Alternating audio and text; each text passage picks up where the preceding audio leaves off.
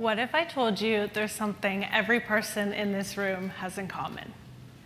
And even further, it's something we all have in common with every animal that's ever existed. That is our need for oxygen. Now, as humans, the lives that we live are dictated by the resources available to us. Here in Edmonton, these resources might be the wood and the concrete we use to build our homes, or the natural gas we use to heat these homes. But for some animals, a major resource that determines how they live is the availability of oxygen around them. And this is particularly true for animals that live within the ground. And just like humans, these animals that live within the ground also build homes.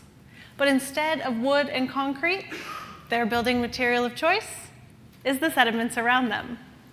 You might actually be familiar with these sedimentary homes I'm referring to, as I study worm burrows, or the tubes and tunnels beneath our feet left behind as worms migrate through the sediments. Specifically, I study marine worm burrows, or the homes of the worms that live in the sediments beneath the oceans. Now, the burrows that I study weren't built today.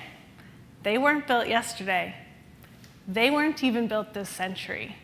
They were built 100 million years ago and are preserved as fossils in ancient sedimentary rocks. But why do we care about the homes of 100-million-year-old marine worms? Climate change. 100 million years ago, our planet was experiencing an extremely warm climate, with sea surface temperatures as much as 10 degrees warmer than they are today. And it turns out, the amount of oxygen available in ocean waters, and thus the amount available to the worms living in the sediments below, is partially controlled by the temperature of the water. The warmer the water, the lower the oxygen content. This will have detrimental effects on marine life as our current oceans continue to warm. So wouldn't it be nice if we could go back and sample these ancient oceans to measure how much oxygen was actually lost, to help us predict what our future oceans might look like? Well, that's what my thesis aims to do.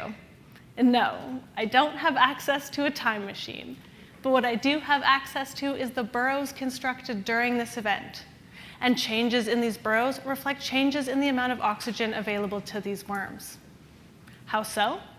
Well, think of times when humans experience a strain on resources, like in times of famine. We conserve our energy and our populations get smaller. The same thing happens to worms. In times of lowered oxygen availability, worms will decrease their body size to optimize their oxygen requirements, and their population densities decline. This ultimately results in small and sparse burrows being preserved in the ancient sedimentary record.